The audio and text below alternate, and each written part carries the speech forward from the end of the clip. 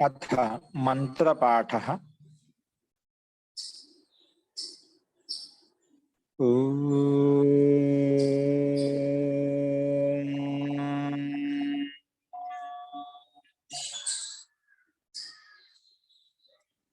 सहनाववतु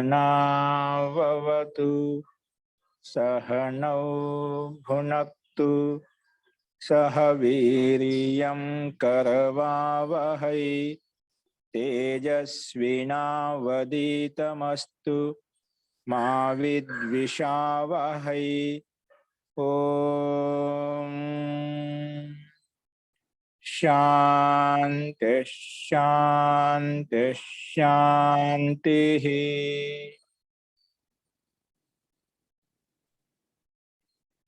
सर्वेभ्यो नमः। అందరికీ నమస్కారం అండి. నిన్న చెప్పిన పాఠంలో ఎవరికైనా సందేహాలు ఉన్నాయండి?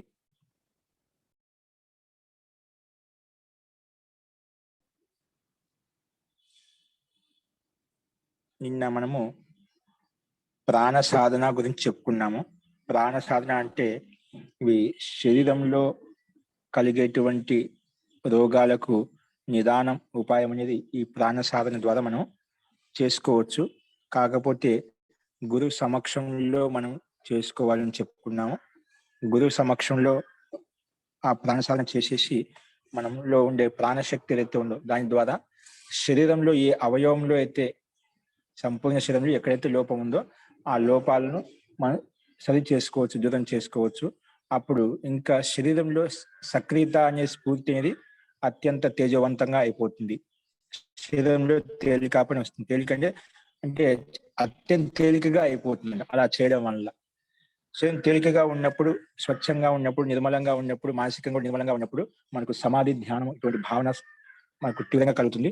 దానికి అనుసారంగా మనం ప్రయత్నం చేయడం వల్ల మనకు అనుకున్న లక్ష్యం వైపు, సమాధి వైపు, ఆత్మ సాక్షాత్కారం వైపు వెళ్ళగలుగుతాము. సో ఇటువంటి యోగ్యతను సంపాదించుకోవచ్చు. అంటే ఇవి యోగంలోకి ప్రవేశించడానికి ముందు జరిగే క్రియాకలాపాలు. అంటే శరీరాన్ని ఆ రకంగా తయారు చేసుకుంటున్నాం. తయారు చేయడం వల్ల ఏమవుతుంటే మనకు బాడీ సహకరిస్తుంది, ఈ శరీరం సహకరిస్తుంది అన్నమాట. అప్పుడు శరీరం సక్రియంగా బాగా ఉన్నప్పుడు మన లోపలికి ప్రవేశించడంలో మనకు ఎటువంటి కష్టం ఉండదు. ఆ రకంగా మనం ప్రయత్నం చేయొచ్చు.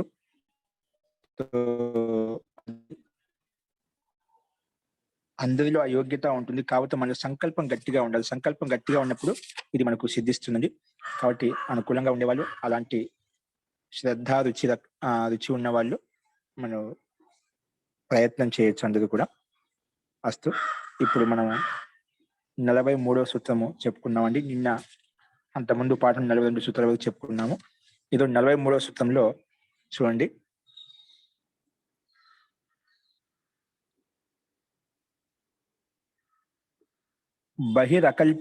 బహిరకల్పిత వృత్తిర్ మహావిదేహ తతః ప్రకాశావరణ క్షయ. స్లైడ్ చూడండి, స్లైడ్ చూసుకోండి.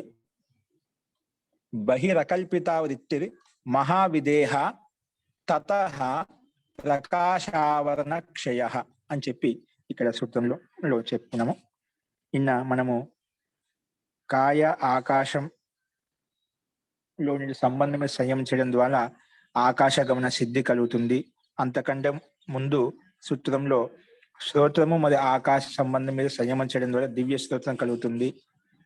ఉదాన ప్రాణం మీద సంయమం చేయడం ద్వారా మనకు ఉత్క్రాంతి గతి కలుగుతుంది. ఇంకా జల పంక కంటకాదిలో అసంగతి ఉండదు.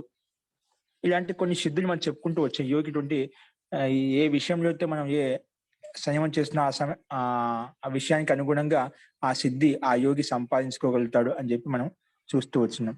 అదే క్రమంలో ఇక్కడ ఇంకోటి సూక్ష్మంగా ఇక్కడ సిద్ధి చూపిస్తున్నారు.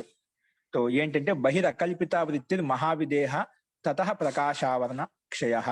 అంటే మన ఇప్పుడు శరీరం మీద మనం సంయమం చేశామన్నమాట. ఎందుకు? కాయ సిద్ధి మీద చేశాం. అందుకే మనకు ఆకాశ గమనం అనే సిద్ధి కలిగింది. అంటే ఒక రకంగా మనము అంతకంటే ముందు కాయ శ్రోత్రాకాశయోహం అని చెప్పాము. ఇక్కడ కాయ ఆకాశయోహం చెప్పాము. కాయ అంటే శరీరం మీద మొత్తము శరీరము ఆకాశ తత్వానికి మధ్య ఉండే సంబంధమే సంయమం చేశామంటే అంటే కాయ యొక్క పరిజ్ఞానం అక్కడ కలిగింది, మనకు ముందు సిద్ధిలో కలిగింది అన్నమాట. అందుకే ఆ సిద్ధి కాయ సిద్ధి వల్ల ఏమవుతుంది? తథా ప్రకాశావరణ క్షయ, దాంట్లో ఈ శరీరంలో ఏవైతే ఇంకా మనకు రజోగుణం తమోగుణం మూలమైన క్లేశాలు ఏవైతే ఉన్నాయో అవి కూడా ఇక్కడ పూర్తిగా నిరోధించబడతాయి, వాటి ఆవరణ తొలగించబడుతుంది ఈ సిద్ధి వలన. ఏంటి ఇక్కడ బహిర్ అకల్పిత వృత్తి మహావిదేహ అంటే చూడండి, బహిర్ అకల్పిత వృత్తి అంటే శరీరానికి బయట ఏంటి, శరీరానికి బయట ఏదో ఒక విషయం మీద మన మనసు లీనం చేయడం అన్నమాట. బహి అకల్పిత వృత్తి అంటే మన బయట అంటే కల్పితం కాకుండా అకల్పితమైనటువంటి అంటే స్వతహా సిద్ధమైనటువంటి శరీరానికి బయట మనసును ఏదైనా ఒక పదార్థం లేదా ఒక విషయం లీనం చేసినప్పుడు అంటే అక్కడ విషయం లీనం చేస్తే ఏదో ఒక వృత్తి ఉంటుంది, ఏదో ఒక జ్ఞానం ఉంటుంది. దాన్ని లీనం చేయడం వలన లీనం చేసినప్పుడు అయితే మనకు ధారణ కలుగుతుందో, ధ్యానం కలుగుతుందో, సమాధి కలుగుతుందో దాన్ని బహిర్ అకల్పిత వృత్తి అంటాం. అంటే వృత్తి అంటే జ్ఞానం, అంటే బహిర్ వృత్తి అంటే బయట చేసిన వృత్తి అంటే జ్ఞానం. అంటే మనం ఏ విషయం మీద ఏ పదార్థం మీద మనం మన మనసుని కేంద్రీకరించామో అప్పుడు అది అకల్పిత వృత్తి అంటాం. అంటే మన మనసుని బయట కేంద్రీకరించి మనం అక్కడ ధారణ ధ్యానం చేస్తున్నాం. అటువంటి వృత్తిని ఇక్కడ మహావిదేహ అని చెప్పామట. ఏం చెప్పారు? అటువంటి వృత్తి ఏదైతే ఉన్నదని మహావిదేహ వృత్తి అని చెప్పాం. బహిర్ అకల్పిత వృత్తి మహావిదేహ పేరుతో చెప్పామంట. మహావిదేహ ధారణ లేదా మహావిదేహ అని చెప్తాం. దానివల్ల అటువంటి స్థితి కలిగినప్పుడు ఏమవుతుంది, అటువంటి ధారణ కలిగినప్పుడు ఏమవుతుంది, తతః దాని వలన ప్రకాశ ఆవరణ క్షయ, సత్వగుణానికి రజోగుణం తమోగుణం యుక్తమై ఉంటాయి కదా, అటు ఆవరణ ఏదైతే ఉందో రజోగుణంతో యుక్తమైనటువంటి తమోగుణంతో యుక్తమైనటువంటి క్లేశాలు ఏవైతే ఉన్నాయో అవన్నీ ఆవరణ తొలగించబడుతుంది. అంటే రజోగుణంతో యుక్తమైన తమోగుణంతో యుక్తమైనటువంటి క్లేశాలు ఏవైతే ఉన్నాయో అవన్నీ కూడా తొలగించబడతాయి అని చెప్పి ఇక్కడ ఈ రకంగా చెప్పారు. ఎప్పుడు మహావిదేహ స్థితి కలిగినప్పుడు. మహావిదేహ అంటే ఏమిటి, మన మనసును బయటి విషయంలో బయటి పదార్థంలో లీనం చేసినప్పుడు కలిగిన ధారణ ధ్యాన స్థితి సమాధి స్థితి ఏదైతే ఉందో ఆ స్థితి కలిగినప్పుడు ఏమవుతుంది, మనకు తతః దాని వలన ప్రకాశావరణ చేయ, ప్రకాశానికి అంటిపెట్టుకున్నటువంటి సత్వగుణానికి అంటిపెట్టుకున్నటువంటి రజోగుణం తమోగుణం యొక్క క్లేశాలు ఏవైతే ఉన్నాయో, మాలిన్యం ఏదైతే ఉందో అదంతా తొలగిపోతుందంట ఈ సిద్ధి వలన. మహావిదేహ ధారణ సిద్ధి కలిగినప్పుడు మనకు ఈ స్థితి కలుగుతుందని చెప్పి ఇక్కడ చెప్పామంట. దాన్ని బహిర్ అకల్పిత వృత్తి మహావిదేహ అంటాం. మనం బహి అంటే స్పష్టంగా శబ్దం చెప్తుంది. బయట మన మనసు కేంద్రీకరించినప్పుడు ఒక పదార్థంలో ఒక విషయంలో అప్పుడు ఏదైతే ధారణ ధ్యాన స్థితి కలుగుతుందో ఆ స్థితి అప్పుడు మనకు ఈ ఆవరణం అయితే ఉందో క్షయం అయిపోతుంది, నష్టం అయిపోతుంది అని చెప్పుకున్నాం. సో ఇదే విషయాన్ని ఇప్పుడు మళ్ళీ ఏం చెప్పాడంటే వ్యాస భాషను చూడండి. శరీరాత్ బహిర్ మనసో వృత్తి లాభో విదేహ నామ ధారణ. శరీరాత్ అంటే శరీరానికి బయట, బహిర్ మనసో, బహి అంటే బయట మన మనసును, వృత్తి లాభ అంటే వృత్తి ఏదో ఒక వృత్తిలో అంటే ఒక జ్ఞానం లీనం చేసినప్పుడు, ఒక పదార్థం లీనం చేసినప్పుడు, ఒక విషయంలో లీనం చేసినప్పుడు ఏం కలుగుతున్నా, విదేహ నామ ధారణ కలుగుతుందంట. విదేహ నామకి అంటే అప్పుడు దేహం మీద అభిమానం లేకుండా, ఎటువంటి అభిమానం లేకుండా దేహరహితంగా పోయి మన మనసు పూర్తిగా, ఎందుకంటే పరమాత్మ కణంలో వ్యాపించి ఉన్నాడు, శరీరంలో కూడా వ్యాపించి ఉన్నాడు, శరీరం బయట కూడా వ్యాపించి ఉన్నాడు. కాబట్టి ఆ విదేహ నామ ధారణ అప్పుడు కలుగుతుంది. ఎప్పుడు శరీర బయట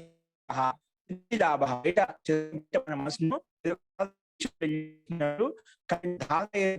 విదేహ ధారణ అని అంటాము అని చెప్పి ఇక్కడ ఒక నామకరణం ఇచ్చాడు అనమాట. అంటే విదేహ ధారణ అంటాం, అంటే బయట మన మనసు కేంద్రీకరించడాన్ని అప్పుడు అటువంటి స్థితి కలుగుతుంది.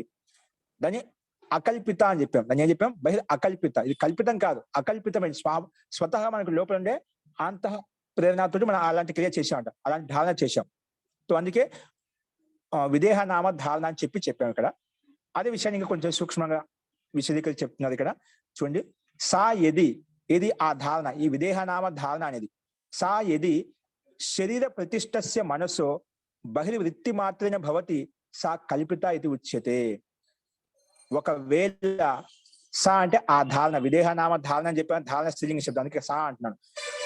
ఆ ధారణ అనేది ఒకవేళ శరీర ప్రతిష్టస్య మనస, శరీరంలో స్థితమై ఉంది, మనసు శరీరంలోనే ఉంది, జ్ఞానం మాత్రం బయట ఉంది. మన మనసు ఇక్కడ పెట్టాం, జ్ఞానం అక్కడే ఉంది. బయట విషయంలో బయట ఆ పదార్థం అవుతుందో, విషయం అవుతుందో, ఆ వృత్తి అనేది అక్కడే ఉంది. నీ శరీరంలో మనసు ఇక్కడే ఉన్నాడ, మనం ఇంకా తీసుకెళ్ళేదన్నమాట. అలాగా శరీర ప్రతిష్టస్య మనస బహిర్వృత్తి మాత్రమే భవతి సా కల్పిత ఇది ఉచ్యతే.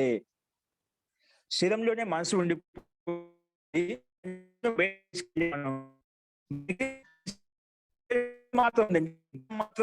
ఆ వ్యాపారం మాత్రం నడుస్తుందన్నమాట. జ్ఞాన మాత్రం పైన చెప్పాము, శరీరాత్ బహి మనస, శరీరానికి బయట మనసు ఏదైతే ఉందో అక్కడ ఏదైనా ఒక వ్యక్తిలో యొక్క జ్ఞానం లీనం చేసినప్పుడు విదేహనామ అనే పేరుగా ధారణ కలుగుతుంది, ధారణ ధ్యాన సమాధి స్థితి కలుగుతుంది. ఇక్కడ ఏమంటున్నాం, ఒకవేళ ఆ ధారణ అనేది శరీర ప్రతిష్టస్య మనస, శరీరంలో స్థితమైనటువంటి మనసు ఏదైతే ఉందో కేవలం వృత్తి మాత్రమే భవతి, కేవలం బయట వృత్తి మాత్రమే బయట ఉంది, జ్ఞాన రూపంలో బయట ఉంది, మనసు ఇంకా తీసుకెళ్ళి అక్కడ ఏం చేయలేదు అనమాట. అటువంటి స్థితి ఏదైతే ఉందో దాన్ని సా కల్పిత ఇది వచ్చింది, అది కల్పితమైన మాట. అది కల్పిత వృత్తి, అకల్పిత వృత్తి కాదు. కల్పితం అంటే మనం కల్పిస్తున్నామాట, వాస్తవంగా లేదు అక్కడ. కల్పిత వృత్తి అంటే, అకల్పిత అంటే పూర్తిగా బయట విషయంలో లీనం చేస్తాము, దాన్ని అకల్పిత అంటాము, దాన్ని విదేహ ధారణ అని చెప్పాము. ఏదైతే శరీరంలో మనసు అట్లా ఉండిపోయి వృత్తి మాత్రం జ్ఞాన మాత్రం వృత్తిని ఆలోచించడం అవుతుంది, అది కల్పిత వృత్తి అని చెప్తామని చెప్పి ఇక్కడ చెప్పాం. కల్పిత ఇది ఉచ్యతే. కల్పిత అకల్పిత అంటే అర్థమైందా? శరీరంలో స్థితమై ఉండి కేవలం వృత్తి మాత్రంతో ఆలోచించినప్పుడు దాన్ని కల్పిత వృత్తి అంటాము. శరీరానికి బయట మనసును ఆ వృత్తిని మొత్తం పూర్తిగా లీనం చేసినప్పుడు దాన్ని అకల్పిత వృత్తి అని చెప్పి చెప్తాము. దాన్ని విదేహ ధారణ అని చెప్పి ఇక్కడ చెప్పుకున్నాము. అస్తు, ఇదే విషయాన్ని మళ్ళీ చెప్పినట్టే యాతు శరీర నిరపేక్ష బహిర్భూతస్య ఏవ మనసో బహిర్వృత్తి సా ఖలు అకల్పిత. ఇప్పుడు అకల్పితగా చెప్పాడు, పైన ఊరికి సామాన్యంగా వాక్యం చెప్పాం. విదేహ ధారణ అంటే ఏమి చెప్పాం? విదేహ ధారణ అంటే శరీరానికి బయట మనసును లీనం చేసి అయితే వృత్తి లాభం ఉందో జ్ఞాన లాభం ఉందో దాన్ని విదేహ ధారణ అని చెప్పాం. ఇప్పుడు అందులో ఒకవేళ శరీరంలో స్థితమై ఉండి మనసు కేవలం వృత్తి మాత్రం బయట ఉన్నప్పుడు దానికి కల్పిత వృత్తి అంటాము. మరి అకల్పిత వృత్తి అంటే ఏమిటి? దానికి పరిభాష ప్రకారం ఏం చెప్తున్నా ఇక్కడ, యాతు శరీర నిరపేక్ష, శరీరంతో ఎటువంటి అభిమానం లేకుండా ఎటువంటి సంబంధం లేకుండా బహిర్భూతస్య ఏవ మనసః, అంటే శరీరం బయట బహిర్భూతస్య ఏవ మనసః బహిర్వృత్తి అంటే బయటనే వృత్తి ఉంది, మనసులో బయటనే పూర్తిగా లీనమైపోయింది అన్నమాట. మన మనసు కూడా బయటనే పూర్తిగా లీనమైపోయింది. అప్పుడు సా ఖలు అకల్పిత, దాన్ని అకల్పిత వృత్తి అంటాము. దాన్ని అకల్పిత వృత్తి అంటే చాలా మంది మనం రకరకాలుగా ఆలోచిస్తుంటామండి. చాలా మందికి రకరకాల కోరికలు ఉంటాయి, ఆశలు ఉంటాయి, ఇష్టాలు ఉంటాయి. కానీ అది మనసులో ఉండి మనసు ఇక్కడే పెట్టాం, కానీ ఆ వృత్తి అక్కడ ఉంది, ఆ జ్ఞానం అక్కడ ఉంది. ఊహించుకుంటున్నాం, కల్పించుకో ఇలా ఉంది ఇలా ఉంది ఇలా నాకు కూడా కావాలని చెప్పి. కానీ మనసు అక్కడ దానికోసం ప్రయత్నం చేయడం లేదన్నమాట, అది పొందడం కోసం ప్రయత్నం చేయడం లేదు. అలా వీళ్ళని కల్పించుకుంటున్నాం అన్నమాట. అటువంటి వృత్తి కల్పిత వృత్తి అంటాం. ఒకటి ఏదైతే మనం బయట విషయం యొక్క జ్ఞానం మనకు తెలిసిందో ఆ విషయాన్ని పొందాలి, ఆ పదార్థాన్ని పొందాలి, ఆ జ్ఞానం సంపాదించాలనుకున్నప్పుడు ఆ మనసుని పూర్తిగా అక్కడ కేంద్రీకృతం చేస్తావు, ఆ విషయం లీనం చేస్తావు, ఆ పదార్థంలో లీనం చేసి దాన్ని పొందడం కోసం ప్రయత్నం చేస్తావు. ఇది అకల్పిత. దానికోసం పూర్తిగా లీనం చేసాం, కల్పించలేమట, దాన్ని యథార్థంగా పొందడం కోసం ప్రయత్నం చేస్తున్నావు. మనిషి బహిర్రీతిలో లీనం చేసి ఆ వస్తు స్థితి ఏదైతే ఉందో యథార్థంగా తెలుసుకుంటున్నావు, ఆ వస్తువును పొందుతున్నావు, దాన్ని అకల్పిత వృత్తి అంటాము. సో ఇది స అకల్పిత వృత్తి అని చెప్పి ఇక్కడ చెప్పారు. స ఖలు అకల్పిత. తత్ర ఇందులో కల్పితయ, ఎందుకంటే ముందు ఏం చెప్తాం, కల్పిత ద్వారానే అకల్పితలోకి వెళ్ళిపోతామంట. అదే విషయం చెప్తాం. తత్ర కల్పితయా సాధయంతి అకల్పితాం మహావిదేహాం ఇది. కల్పితయా సాధయంతి అకల్పితాం మహావిదేహాం ఇది. వాస్తవం ముందు కల్పన ఉండాలి కదా. కల్పన ఉంటే ఇప్పుడు ఒక వస్తువు పలాని జ్ఞానం అక్కడ పలాని చోట ఉంది అంటే మనం ముందు విషయ పరిజ్ఞానం తెలిసిందనుకోండి, అప్పుడు మనసులో అక్కడ లీనం చేసి మనం దాని వస్తువును పొందవచ్చు అన్నమాట. అంటే అందుకే కల్పితం ద్వారానే అకల్పితంలోకి వెళ్ళిపోతాం. ముందు కల్పన ఉంది, మనలో ఆలోచన ఉందని ఇప్పుడు దానికోసం ప్రయత్నం చేస్తాడు, ఆలోచన చేయకుండా ప్రయత్నం కూడా ఉండదు అన్నమాట. కాబట్టి ఏం చెప్తా, అందుకే తత్ర కల్పిత ద్వారా ముందు కల్పిత వృత్తి చెప్పారా, కల్పిత వృత్తి ద్వారానే అంటే ముందు ఆ విషయ వృత్తి మనం తెలుసుకుని ఆ జ్ఞానం తెలుసుకుని తర్వాత అకల్పిత వృత్తిలోకి వెళ్ళిపోతాం. దాన్ని స్వతహా పొందడం కోసం ప్రయత్నం చేస్తాం. అంటే దేహాభిమానం వదిలేసి శరీరం బయట మనిషిని తీసుకెళ్లి అక్కడ లీనం చేస్తాం, ఆ విషయ వస్తువును యథార్థంగా తెలుసుకుంటాము. అందుకే తత్ర కల్పితయా సాధయంతి, సాధిస్తారు. ఏంటి? అకల్పిత మహావిదేహ. మహావిదేహ చెప్పాం కదా అక్కడ. అకల్పిత ఇంకా సూక్ష్మం కాదు. విదేహ అంటే ధారణ చేసాము, దాన్ని సిద్ధి పొందినప్పుడు పూర్తి లీనమై మహావిదేహ. పైన చెప్పాము కల్పిత విదేహ నామని చెప్పాము. ఇక్కడ అకల్పితాలోకి వచ్చేసరికి మహావిదేహామితి. కల్పిత ద్వారా అకల్పితమైనటువంటి మహావిదేహాన్ని సాధయంతి పొందుతారు, ఆ స్థితిని యథార్థంగా తెలుసుకోగలుగుతారు అని చెప్పి ఇక్కడ చెప్పామట. తర్వాత ఏమన్నది యయ. దీనివల్ల ఏమవుతుంది? అలాంటి అకల్పిత విదేహ ధారణ మహావిదేహ స్థితి కలిగినప్పుడు, అంటే కల్పితం ద్వారా అకల్పిత వృత్తిలోకి వెళ్ళి ఆ జ్ఞాని యథార్థంగా తెలుసుకున్నప్పుడు ఆ ధ్యాన సమాధి స్థితి వల్ల ఏదైతే స్థితి ఏర్పడుతుందో అప్పుడు ఏమవుతుంది? దానివల్ల ఏమవుతుంది? యయ, దాని ద్వారా పర శరీరాన్ని ఆవిశంతి యోగినః, పర శరీరంలోకి వెళ్ళిపోతుంది. అంటే పరకాయ ప్రవేశం చేస్తాం. ముందుకు చెప్పుకున్నాం కదా, పర శరీరాన్ని ఆవిశంతి, కల్పిత ద్వారా అకల్పితంలోకి వృత్తిలోకి వెళ్ళి అక్కడ విషయ పరిజ్ఞ యథార్థంగా తెలుసుకున్నప్పుడు ఏమవుతుందంట, దాని ద్వారా పర శరీరాన్ని ఆవిశంతి యోగినః, పర శరీరంలోకి ప్రవేశిస్తారంట. అంటే ఇతరుల యొక్క శరీరంలోకి ప్రవేశిస్తారు. ఎవరు? యోగులు. ఎవరైతే ఇట్లా అభ్యాసం చేశారో.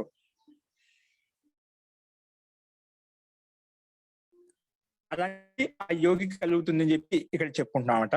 తో పర శరీరాన్ని ఆవిశంతి, పర శరీరంలోకి ఇతరుల యొక్క శరీరంలోకి ప్రవేశిస్తారు, అంటే పరకాయ ప్రవేశం చేస్తారు. తతశ్చ, దానివల్ల ఏమవుతుంది, తతశ్చ ధారణ, అలా ధారణ చేయడం. తతశ్చ ధారణాతః ప్రకాశాత్మనో బుద్ధి సత్వస్య ఆవరణం క్లేశ కర్మ విపాకత్రయం రజస్తమో మూలం తస్య చ క్షయో భవతి. ఇలా పరశరీరాన్ని ఆవిశంతి యోగిని అని చెప్పి పరిశీలన ప్రవేశిస్తుందా, అప్పుడు ఏమవుతుంది, దానివల్ల తతశ్చ ధారణ, అలా ధారణ చేయడం వలన, ఇప్పుడు విదేహ ధారణ మహావిదేహ ధారణ స్థితి పొందినప్పుడు ఏమవుతుంది, తతశ్చ ధారణ, అలా ధారణ చేయడం వలన ప్రకాశాత్మన బుద్ధి సత్వస్య, ప్రకాశ స్వరూపమైనటువంటి ప్రకాశ స్వభావం కలిగినటువంటి బుద్ధి సత్వం ఏదైతే ఉందో, సత్వగుణంతో యుక్తమైన బుద్ధి సత్వం ఏదైతే ఉందో, దానికి అంటి పెట్టుకున్నటువంటి రజోగుణము తమో గుణము, అంటే మాలిన్యం ఏదైతే ఉందో, అజ్ఞానం అవిద్య ఏదైతే ఉందో, ఆ ఆవరణం అంతా, అజ్ఞాన అవిద్య అంధకారం అంతా, ఆ మాలిన్యం అంతా బుద్ధి సత్వ, అంటే సాత్విక బుద్ధి సత్వానికి ఏది ఆవరణం ఉందో, ఏ ఆవరణం, క్లేశ కర్మ విపాకత్రయం. క్లేశ అంటే పంచక్లేశాలు, అవిద్య, అస్మిత, రాగ, ద్వేష, అభినవేశ క్లేశాలు చెప్పి కదా. కర్మ శుభకర్మ కావచ్చు, అది అశుభ కర్మ కావచ్చు. అలా ఈ శుభ కర్మ అశుభ కర్మ ఖచ్చితంగా ఏదో దానికి ఫలితం ఉంటుందంట. పుణ్య రూప ఫలం ఉంటుంది, లేదా పాప ఫలం ఉంటుంది, లేదా దుఃఖం ఉంటే సుఖం ఉంటుందన్నమాట. అందుకే క్లేశ కర్మ విపాకత్రయం, దానికి క్లేశ కర్మ విపాకాలు ఉన్నాయంటే ఖచ్చితంగా దానికి ఫలితం కూడా ఉంటుందన్నమాట. క్లేశ కర్మ విపాకత్రయం రజస్తమో మూలం, రజోగుణ పూర్వకంగా తమో గుణ పూర్వకంగా అజ్ఞాన అంధకార పూర్వకంగా ఏదైతే ఉందో ఆ స్థితి తస్య చ క్షయో భవతి. ఆ స్థితి ఏదైతే ఉందో, సత్వగుణ అంటిపెట్టినటువంటి రజోగుణము తమో గుణము క్లేశకర్మ విపాకాలు అవిద్య అంధకారం ఏదైతే ఉందో అది క్షయ, తస్య క్షయ భవతి, దానికి అది నాశనం అవుతుందంట. అంటే మొత్తానికి అవిద్య అంధకారం నాశనం అయిపోతుంది. ఎప్పుడు? ఈ మహావిదేహ వృత్తి కలిగినప్పుడు, మహావిదేహ వృత్తిలో లీనం చేసినప్పుడు మన మనసును ఇటువంటి స్థితి ఆ యోగికి కలుగుతుంది. పరకాయ ప్రవేశం చేసేస్తాడు.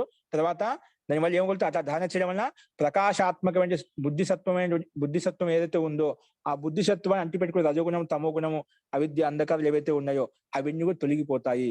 దీని వలన ఇలా ధారణ చేయడం వలన, విదేహ ధారణ చేయడం వలన, మహావిదేహ ధారణ చేయడం వలన, కల్పిత ద్వారా అకల్పిత వృత్తిలోకి వెళ్ళి ఆ జ్ఞానం యథార్థంగా తెలుసుకోవడం వలన ఏ స్థితి ఏర్పడుతుందో అటువంటి స్థితి అత్యంత సూక్ష్మ ఉత్కృష్ట స్థితి, ఆ సిద్ధి ఐశ్వర్యం అతనికి యోగి కలుగుతుంది. అందుకే పర శరీరంలోకి ప్రవేశిస్తాడు. ఇంకా అలా ప్రవేశించడం ద్వారా, అలా ధారణ చేయడం ద్వారా ఏమవుతుంది, బుద్ధి సత్వాన్ని అంటి పెట్టుకున్నట్టు రజోగుణం తమో గుణం క్లేశ కర్మాలు అవిద్యాది క్లేశాలు ఏవైతే ఉన్నాయో అవి విపాకత్రయం ఫలాన్ని ఇచ్చేటువంటి ఏవైతే ఉన్నాయో అవి తస్య క్షయో భవతి, వాటికి నాశనం అవుతుంది అని చెప్పి ఇక్కడ ఈ సూత్రంలో మనం చెప్పుకున్నామండి. అస్తు.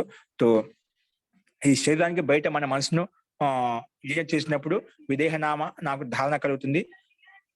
అదే శరీరంతో యుక్తమైపోయి ఉండి మనసు కేవలం వృత్తి మాత్రం బయట ఉన్నప్పుడు కల్పిత వృత్తి ద్వారా, శరీరం బయట పూర్తి లీనం చేసినప్పుడు ఆ కల్పిత వృత్తి ద్వారా మనం విదేహ ధారణ మహావిదేహ ధారణ అని చెప్పుకున్నాము.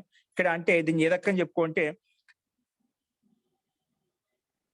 శరీరంతో యుక్తమై ఉండి మనసు కేవలము వృత్తి మాత్రం ద్వారా ఉన్నప్పుడు దానికి కల్పిత వృత్తి కింద చెప్పుకోవచ్చు, దాని విదేహ నామ ధారణ చెప్పుకోవచ్చు.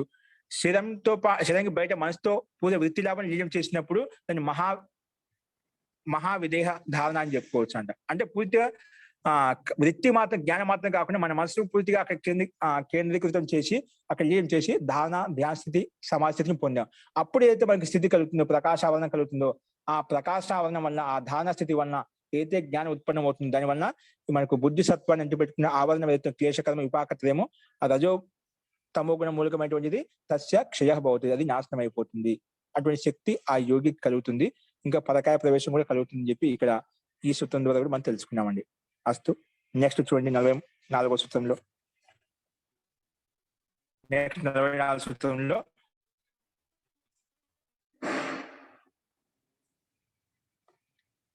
స్థూల స్వరూప సూక్ష్మ అన్వయార్థవత్వ సంయమాత్ భూతజయ.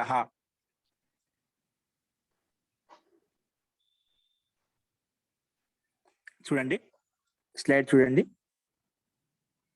ఏం చెప్పుకున్నాం ఇక్కడ 44వ సూత్రము. స్థూల స్వరూప సూక్ష్మ అన్వయార్థవత్వ సంయమాత్ భూత జయ. అంటే భూత అంటే పంచభూతాల మీద సిద్ధి కలుగుతుందంట. ఏవి? స్థూల భూతాలు ఏవైతే ఉన్నాయో, స్థూల విషయాలు ఏవైతే ఉన్నాయో, స్వరూపం మీద, సూక్ష్మ తత్వం మీద, అన్వయార్థం మీద, అన్వయం మీద, అర్థవత్వం మీద ఇవన్నీ చూద్దాం. ఇప్పుడు వీటి మీద సంయమం చెందా. స్థూల స్వరూప సూక్ష్మ అన్వయ అర్థవత్వ సంయమాత్, వీటి మీద సంయమం చేయడం వల్ల భూత జయ, పంచభూతాలు యొక్క సిద్ధి కలుగుతుంది. అంటే పంచభూతాలు ఏవైతే ఉన్నాయో, పృథివీ, జల, అగ్ని, వాయు, ఆకాశం ఏవైతే ఉన్నాయో వాటి మీద సిద్ధి కలుగుతుంది. అంటే పంచభూతాలు నీ వశంలో అయిపోతాయి. ఎప్పుడు? వీటి స్థూల స్వరూప సూక్ష్మ అన్వయ అర్థవత్వం మీద సంయమం చేసినప్పుడు, సంయమం అంటే ధాన ధ్యాన సమాధి చేసినప్పుడు ఈ భూతం మీద విజయాన్ని సాధించవచ్చు. భూత సిద్ధి మనకు కలుగుతుంది, పంచభూతాల యొక్క సిద్ధి మనకు కలుగుతుంది అని చెప్పి ఈ సూత్రం ద్వారా మనకు కనిపిస్తుంది స్పష్టంగా. ఇదే విషయాన్ని ఈ స్థూలం అంటే ఏమిటి, స్వరూపం అంటే ఏమిటి, సూక్ష్మం అంటే ఏమిటి, అన్వయం అంటే ఏమిటి, అర్థవత్వం అంటే ఏమిటి అనేది ఇప్పుడు చూద్దాం. వాటి మీద సంయమం చేసినప్పుడు ఈ భూత జయం కలుగుతుంది. అంటే పంచభూతాలు పూర్తిగా ఆ యోగికి వశం అయిపోతాయి అని చెప్పుకుంటున్నారు. ఇక్కడ విషయం తెలుస్తుంది మనకు. ఇప్పుడు ఇదే విషయాన్ని మనం వ్యాస భాషను చూడండి. ఏం చెప్పారు? తత్ర అంటే పైన చెప్పిన దాంట్లో, తత్ర పార్థివాద్యాః శబ్దాదయో విశేషాః, పార్థివాద్యాః శబ్దాదయో విశేషాః సహ ఆకారాదిభిర్ ధర్మైః స్థూల శబ్దేన పరిభాషితాః. సహ ఆకారాదిభిః ధర్మైః అంటే ఆకారాదిభిః ధర్మైః సహ స్థూల శబ్దేన పరిభాషితాః. స్థూల శబ్దం కదా, ఇక్కడ స్థూలం మొట్టమొదటి పదం ఏమిటి? ఇక్కడ స్థూల శబ్దం ఉంది కదా, ఆ స్థూల శబ్దం చెప్పాడు. ఏంటవి? పార్థివాద్యాః. పార్థివం అంటే ఈ పృథివీ, భూమి, పృథివీ, జలము, నీరు, అగ్ని, వాయువు, ఆకాశం ఏవైతే ఉన్నాయో అవి పార్థివాది ఏవైతే 5 భూతాలు ఉన్నాయో, స్థూల భూతాలు.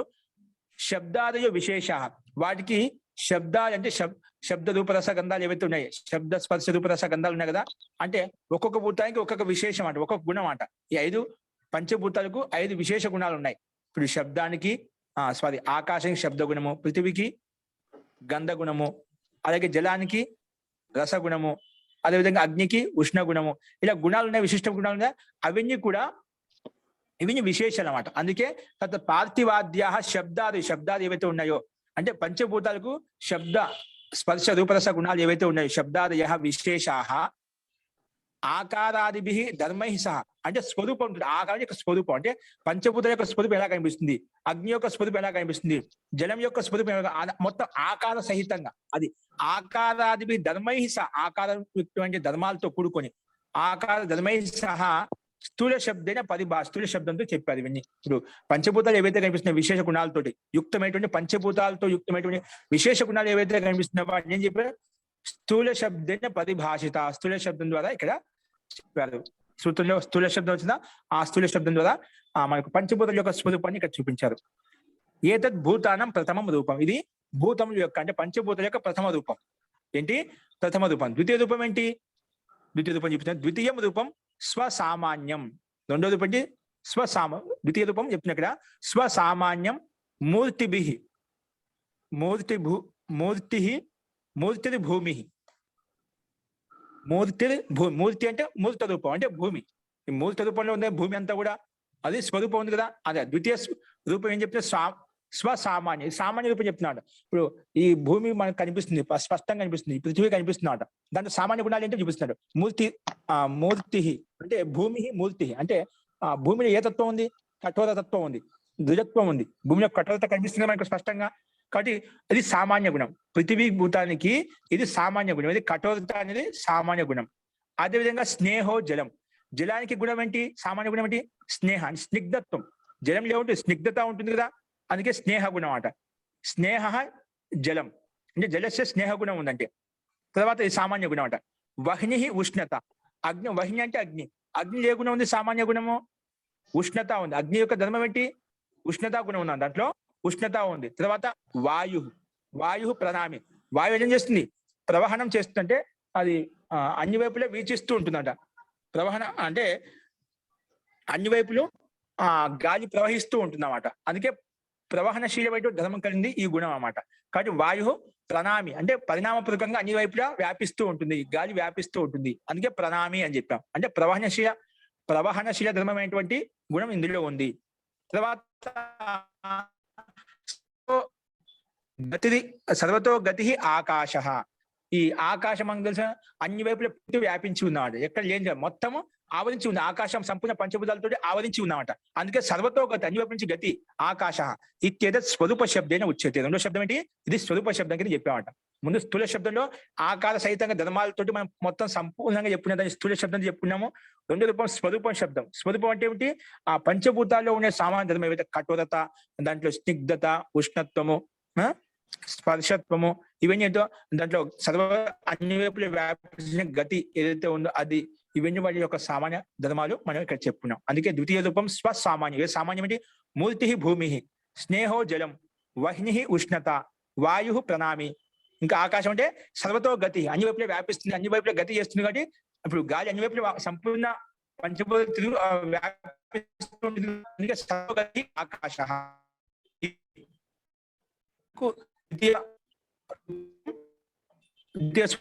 చెప్పాడు.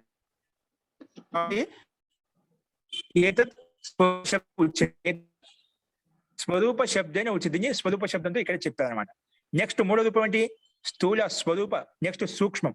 సూక్ష్మం అంటే చెప్తున్నాయి ఇక్కడ. అంతకంటే ముందు అస్య సామాన్యస్య శబ్దాదయో విశేష. అస్య సామాన్య, సామాన్య ధర్మాలు ఏమిటివి? కఠోరత, స్నిగ్ధత, ఉష్ణత, ప్రవహనశీల ధర్మ, సర్వత్ర అన్ని వైపుల వ్యాపకత ఏదైతే ఉందో ఇవన్నీ సామాన్యస్య శబ్దాదయో విశేషాహ. వీటిలో ఉండి పంచభూతుల విశేషమైన శబ్ద స్పర్శ రూప రసగణ గంధాలు ఏవైతే ఉన్నాయో ఇవన్నీ విశేష ధర్మ అన్నమాట. అందుకే ఇక్కడ చెప్పిన సామాన్యస్య అంటే సామాన్య భూతాలు ఏవైతే ఉన్నాయో సామాన్య పంచభూతాలకు ఈ విశేష ధర్మాలు శబ్దాదయో విశేషాహ. అస్య సామాన్యస్య అంటే పంచభూతాల యొక్క శబ్దాదయ శబ్ద స్పర్శ రూప రస గంధాలు ఏమిటి? విశేషాహ, విశేష ధర్మాలు. కాబట్టి తథాచ ఉక్త. అందుకే ఆ విషయం ఏం చెప్పారంట? ఏక జాతి సమన్వితానాం ఏషాం ధర్మ మాత్ర వ్యావృత్తి ఇది. తథాచ ఉక్త. అందుకే విషయం ఏం చెప్పారంటే ఒక మాటలో ఏక జాతి సమన్వితానం, ఒకే జాతిలో ఉన్నాయి పంచభూతాలు అన్ని ఒకే జాతిలో. భూతం అంటే అన్ని పృథ్వీ, అగ్నివాయు, ఆకాశం, పృథ్వీ ఎన్ని తత్వాలు అన్ని పంచభూతాలు ఉన్నాయి. దాంట్లో విశేష ధర్మాలు కూడా ఉన్నాయి. ఏక జాతి సమన్వితానాం ఏషాం ధర్మ మాత్రం వ్యావృత్తి ఇది. అన్ని భూతాన్ని ఒకే విధంగా ఉన్నాయి, అన్ని పంచభూతాలు ప్రతిదీ మనకి ఇక్కడ. కానీ ఈ ఏకజాతి సమన్విత సమూహంలో ఉన్నప్పటికీ ధర్మం మాత్రం వ్యావృత్తి. వాటి యొక్క ధర్మం ద్వారా ఇది పృథివీ అని చెప్పి, వాటి యొక్క ధర్మం ద్వారా ఇది ఆకాశం అని చెప్పి, వాటి ధర్మం ఇది జలం అని చెప్పి, వాటి యొక్క ధర్మం ఇది అగ్ని అని చెప్పి, ఇది అంటే పృథకత్వం కనిపిస్తుంది. ధర్మాన్ని బట్టి ఈ పంచభూతాల్లో ఈ భూతాలు అంటే విశేష గుణాలని చెప్పి మనం చెప్పుకుంటాము. కాబట్టి ధర్మం ఏవైతే వ్యావృత్తి అంటే పృథకత అంటే వేరు చేయడం. వాటి ధర్మాల ద్వారా మనం తెలుసుకుంటాము. పృథివీలో గంధగుణం ఉంది, అగ్నిలో ఉష్ణగుణం ఉంది. ఇవన్నీ వాటి యొక్క ధర్మాలను బట్టి మనం వ్యావృత్తి చేసుకుంటాం. అంటే పృథకత అంటే వేరువేరుగా చేసుకుంటాము. ధర్మాల ద్వారా తెలుస్తుంది. అంటే ఏక జాతి ఒకే జాతి అయిన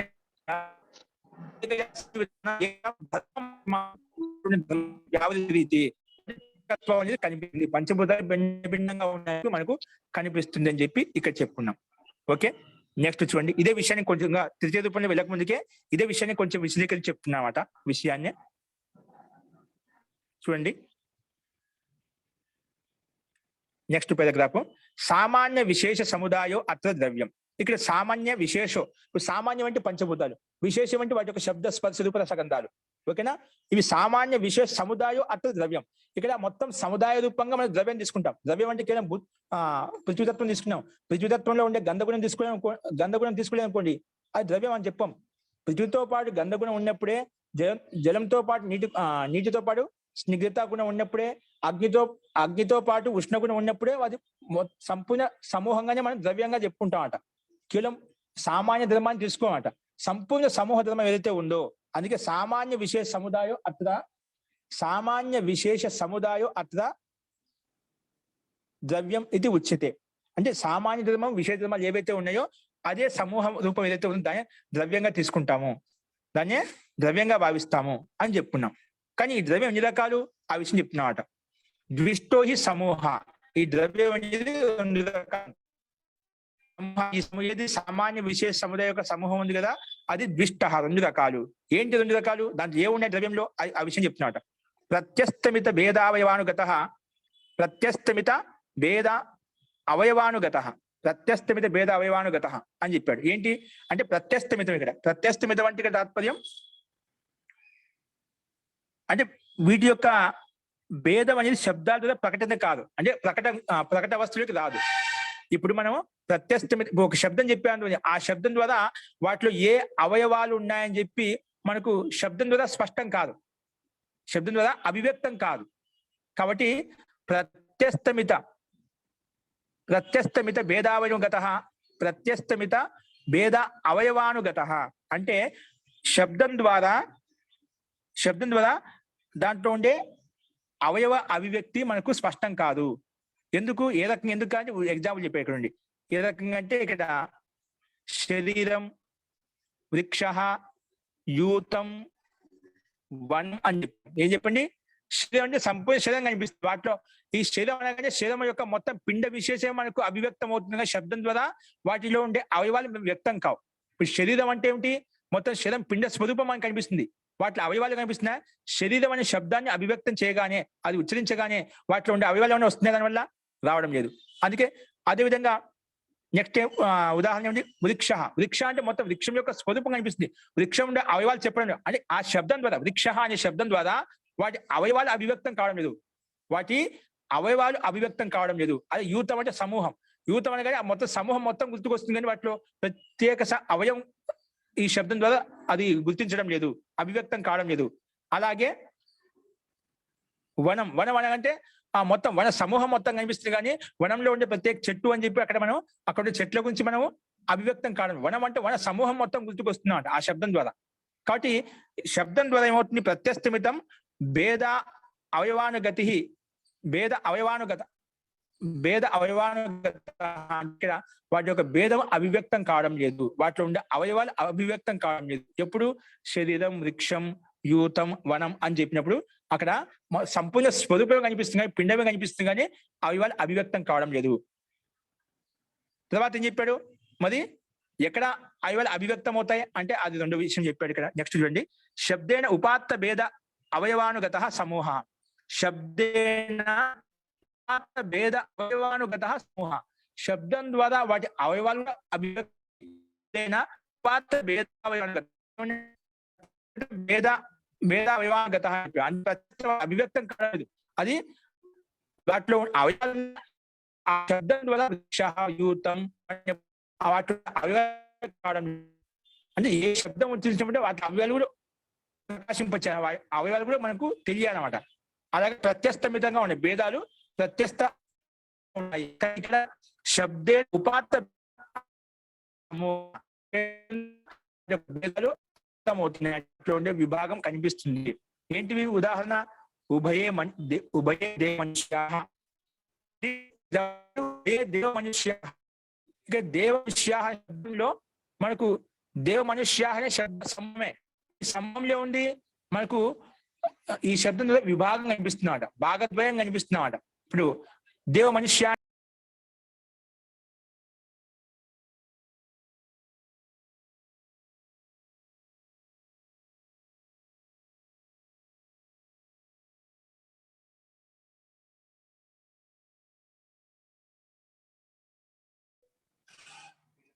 ఇక దేవ మనుష్యాః అని చెప్పినప్పుడు ఇక్కడ భేదం కనిపిస్తున్నమాట, అవయవ భేదం కనిపిస్తుంది.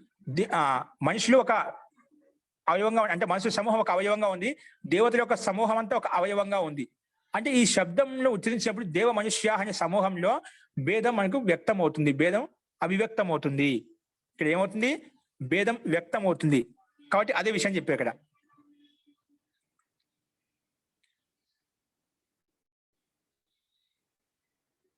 చూడండి ఇక్కడ అవయవానుగత సమూహం ఉభయే దేవ మనుష్యాః అంటే ఇద్దరు దేవ మనుష్యులు. ఎవరు ఇక్కడ ఇక్కడ దేవ మనుష్య సమూహస్య, సమూహ శబ్దం అంట. సమూహస్య దేవో ఏకో భాగః, దేవ అనేది ఒక భాగము, మనుష్యాః ద్వితీయో భాగః, మనుషులు అనేది ఒక ద్వితీయ భాగం. అంటే మనుష్య సమూహం ఒక భాగము, దేవతల సమూహం ఒక భాగం. అంటే ఇక్కడ దేవ మనుష్యాః ఈ శబ్దంలో అవయవ భేదం కనిపిస్తుంది, అవయవ భేదం కనిపిస్తుంది దేవ మనుష్య అని చెప్పి. పైన వృక్ష, యూతం, వనం అని చెప్పినప్పుడు అది అవయవ భేదం కనిపించడం అనమాట. అందుకే రెండు రకాలుగా ఉంటుంది. ఏది ఈ సమూహం అనేది సామాన్య విశేష సముదాయం అట్లా ద్రవ్యం అని చెప్పాం కదా, ఆ ద్రవ్యం రెండు రకాలుగా కనిపిస్తుంది. మనం అవయవంగా కూడా చూసుకోవచ్చు, లేదా సమూహంగా కూడా చూసుకోవచ్చు. ఆ రెండు రకాలు చెప్పాం కదా, అదే విషయాన్ని ఈ రకం చెప్పామట. ఒకటి శబ్దం ద్వారా అవయవ సమూహం వ్యక్తం అవుతుంది, అభివ్యక్తం అవుతుంది, భేదం కనిపిస్తుంది. ఒకటి శబ్దం ద్వారా మనకు కనిపించడం లేదు అని చెప్పి ఇక్కడ ఆ విషయాన్ని చెప్పామట. అందుకే ఇక్కడ రెండు రూపంలో ఉభయే దేవ మనుష్య అంటే సమూహస్య దేవాహ ఏకో భాగ మనుష్యాహ ద్వితీయో భాగ. ఇక్కడ భాగద్వయం మనకు స్పష్టంగా కనిపిస్తుంది. ఈ శబ్దం ద్వారా మనకు రెండు అవయవాలు ఉన్నాయి, రెండు అవయవ సమూహాలు ఉన్నాయని తెలుస్తుంది. కాబట్టి తాభ్యాం ఏవ అభిధీయతే సమూహ, వాటినే ఆ సమూహాన్ని మనం అభిధీయతే సమూహం, దాన్ని భేదం అంటే విభాగం ద్వారా వ్యక్తపరిచినప్పుడు సమూహంగా తీసుకుంటాము. సమూహం అంటే ఏమిటి? కొన్ని అవయవముల కలయికను సమూహం అంటాం. కొన్ని అవయవముల కలయికనే సమూహం అంటాం ఇక్కడ. కాబట్టి ఇక్కడ అదే విషయం చెప్పాడు. తాభ్యాం ఏవ అభిధీయతే సమూహ, దాని వాటినే విశేష సముదాయం ఇక్కడ ద్రవ్యంగా తీసుకోవాలి. ఇక్కడ అదే విధంగా తీసుకోవాలి మనం. ఓకేనా? ఇక్కడ వృక్ష యూతం వనం అంటే సమూహ విశేషం మొత్తం తీసుకున్నాం. అంటే అక్కడ ఆ మొత్తాన్ని అవయవం అంటున్నాం, మొత్తాన్ని ద్రవ్యం అంటున్నాం. ఏదో ఒక అవయవ విశేషాన్ని తీసుకుని ఒక మూల తీసుకుని దీన్ని అవయవం అని చెప్పడం లేదు, అంటే ద్రవ్యం అని చెప్పడం లేదు. ద్రవ్యం అని చెప్తున్నామంటే సంపూర్ణ అవయవ విశేష సమూహం ఏదైతే ఉందో ఆ సమూహాన్ని ద్రవ్యంగా తీసుకోవాలి, ద్రవ్యంగా తీసుకోవాలి. పైన చెప్పిన విషయాన్ని చెప్తున్నాడు. సామాన్య విశేష సముదాయం అట్లా ద్రవ్యం అని చెప్పారా, అది రెండు రకాలు చెప్పుకున్నాము. ఒక దాంట్లో శబ్దం ద్వారా భేదం మనకు అభివ్యక్తం అవుతుంది, కొన్ని చోట్ల భేదం అభివ్యక్తం కాదు. అవి మనం రెండు రకాల ఉదాహరణ చూసాం. అదే విషయాన్ని ఇక్కడ చెప్తున్నాడు. సచ భేద అభేద వివక్షిత, అది భేదము అభేదము వివక్షితం అట. అది వివక్షాధీనంగా ఉంటున్నాడ. ఇది మనము ఇప్పుడు వృక్ష అన్నప్పుడు ఆ మొత్తం పిండ రూపం తీసుకున్నాం, యూతం అన్నప్పుడు సమూహం అన్నప్పుడు మొత్తం సమూహ రూపం తీసుకున్నాం, వనం అంటే మొత్తం సమూహం వనం అంతా తీసుకున్నాం. అక్కడ మన వివక్ష ఏంటి? ప్రతి అవయవం ప్రతి వృక్షం అక్కడ మనకు లక్ష్యం కాదన్నమాట, మన వివక్ష కాదు. వనం చెప్పాలి, సమూహాన్ని చెప్తున్నాం అట. ఇప్పుడు శరీరం అంటే మొత్తం శరీర పిండం గురించి చెప్పుకుంటాం, ప్రతి అవయవ విషయం చెప్పు, చేతులు కాళ్ళు ముక్కున అవన్నీ చెప్పి విడివిడిగా చెప్పడం లేదన్నమాట. అంటే వివక్షిత, భేద అభేద వివక్షిత. సచ భేద అభేద వివక్షిత, వివక్షను బట్టి ఉంటుంది. ఏ రకంగా దానికి ఎగ్జాంపుల్ చెప్పాను. ఆమ్రాణం వనం బ్రాహ్మణానం సంఘ. ఇక్కడ ఏ విధంగా వివక్ష చేశాం? ఆమ్రాణం వనం అంటే ఆమ్ర అంటే మామిడి పండ్ల యొక్క వనం, తోట. వనం అంటే తోట తాత్పర్యం. ఇక షష్ఠి విభక్తిలో భేదించాడు, విభాగం చేశాం. ఆమ్రాణం షష్ఠి విభక్తితో భేదాన్వితంగా ఉంది. అదే బ్రాహ్మణానాం సంఘ, బ్రాహ్మణుల యొక్క సంఘము, ఇక్కడ షష్ఠి విభక్తి విభేదించాం. కానీ ఆమ్రవనం బ్రాహ్మణ సంఘం ఇక్కడ భేదం లేదు, అభేదం అన్నమాట. ఇక్కడ మనం భేదంగా చూడడం లేదన్నమాట. ఆమ్రవనం అంటే ఆమ్రవనం అన్నప్పుడు మామిడి పళ్ళ తోట, బ్రాహ్మణ సంఘం అంటే బ్రాహ్మణుల యొక్క సంఘము సమూహము, ఆ మొత్తం సమూహంగా తీసుకుంటున్నాం, అవయవ సన్నివేశంగా తీసుకోవడం లేదు. బ్రాహ్మణ సంఘం అంటే బ్రాహ్మణ సంఘం ఏదో సమూహం అవుతుందో అది మొత్తం తీసుకుంటున్నాం. అదేవిధంగా ఆమ్రవనం అంటే మొత్తం ఆ తోట మొత్తం తీసుకుంటున్నాం. తోట అన్నప్పుడు అక్కడ చెట్లు ఉన్నా, చెట్లతో యుక్తం అంటే పండ్లు కూడా ఉన్నాయి, అవన్నీ మొత్తం వచ్చేస్తాయి అన్నమాట. కాబట్టి ఇక్కడ భేద అభేద వివక్షిత, ఆ విధంగా ద్రవ్య విధంగా ఉంటే భేద అభేద వివక్షితంగా ఉంటుంది, సామాన్య విషయ ధర్మాలతో యుక్తమై ఉంటుంది. అది వివక్ష అవివక్ష విధంగా మనం చూసుకోవాలి అని చెప్పి ఇక్కడ భేద అభేద వివక్షిత పూర్వకంగా ఇక్కడ మనకు చెప్పారనమాట. అంటే ద్రవ్యం అంటే ముఖ్యంగా సామాన్య విశేష సముదాయం తీసుకోవాలి. సామాన్య విశేష సముదాయం ఇక్కడ ద్రవ్యంగా తీసుకుంటాం. ఇక్కడ భూతానికి కేవలం కఠోరత కాకుండా వాటిలో శబ్ద రూప స్పర్శ గణాలు ఏవైతే, శబ్ద స్పర్శ రూప రస గుణాలు ఏవైతే ఉన్నాయో అవి మొత్తం తీసుకోవాలి అని చెప్పి ఇక్కడ చెప్పుకున్నాము. ఇప్పుడు ఇదే విషయాన్ని ఇంకా కొంచెం రెండు రకాలు విభేదించి చెప్తున్నాం ఇక్కడ. ఏది? సా పునర్ద్వివిధో యుత సిద్ధావయవో అయుత సిద్ధావయవశ్చ. సా అంటే ఈ ద్రవ్యం గురించే ఇంకా వేరే విధంగా చెప్తున్నా ఇక్కడ. ఏ రకం చెప్తున్నా చూడండి. స పునః మళ్ళీ ద్వివిధ, రెండు రకాలు. ఏ విధంగా? యుత సిద్ధావయవ అయుత సిద్ధావయవశ్చ. యుత సిద్ధం అంటే విభాగం తీసుకుంటాం. ఇప్పుడు చెప్పాం కదా, ఆమ్రాణం వనం బ్రాహ్మణానాం సంఘ, విభాగం ద్వారా చెప్పుకుంటాం. బ్రాహ్మణుల యొక్క సంఘము, అదేవిధంగా ఆమ్ర తోట యొక్క వనము అని చెప్పి, తోట అని చెప్పి అలాగే విభాగం తీసుకుంటాం. దాన్ని యుత సిద్ధ అవయవపూర్వకం చెప్పి యుత సిద్ధావయవ అంటాము. అయుత సిద్ధావయవశ్చ అంటే విభాగం చేయకుండా సమూహంగా పిండి రూపాయలు తీసుకుందని అయుత సిద్ధావయవం అంట. అంటే ఇక్కడ అవయవాలు పృథకత్వం ఉండదు. యుత సిద్ధావయంలో పృథకత్వం ఉంటుంది, అయుత సిద్ధావయంలో పృథకత్వం ఉండదు. అది 2 రకాలు చెప్పేవాట. ఒకటి యుత సిద్ధావయవ, అయుత సిద్ధావయవశ్చ అని చెప్పి. సో యుత సిద్ధావయవం అంటే ఏమిటి, దాన్ని ఇంకా విశదీకరణ చెప్తున్నా ఇక్కడ. యుత సిద్ధావయవ అంటే ఏమిటి, సమూహ యుత సిద్ధావయవ సమూహ వనం సంగః ఇతి. ఏంటి వనం సంగః ఇతి. ఇక్కడేంటి మనము వనం సంగః అని చెప్పి సమూహం మొత్తం తీసుకున్నాం. వనం అంటే సమూహం, వన సమూహం మొత్తం వస్తుందన్నమాట. సంఘ సమూహం మొత్తం తీసుకుంటుంది. సిద్ధావయవ అంటే ఇక్కడ అయుత సిద్ధావయవ సంఘాత, ఇంకా సంఘాన్ని తీసుకున్నాం.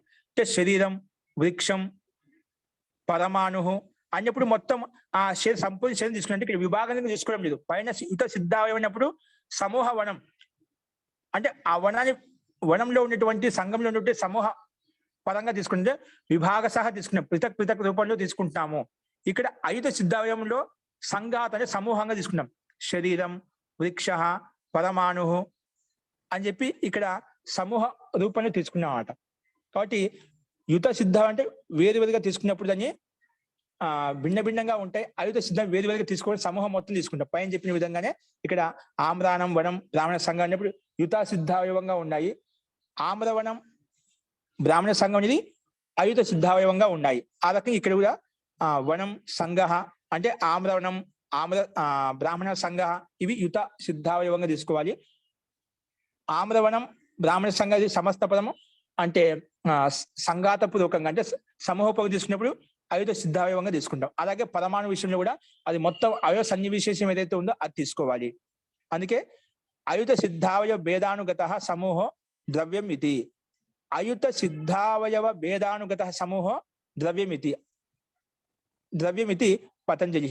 అందుకే మహర్షి పతంజలి ప్రకారంగా అయుత సిద్ధావయవ భేదానుగతం ఏదైతే ఉందో దాన్ని ద్రవ్యంగా తీసుకోవాలి. అంటే సామాన్య విషయ రెండుతో యుక్తమైనటువంటి పదార్థం ఏదైతే ఉందో దాన్నే ద్రవ్యంగా తీసుకోవాలి అని చెప్పి ఈ విషయం అంటే పైన చెప్పిన ద్రవ్య విషయం గురించి ఇంత చెప్పామన్నమాట.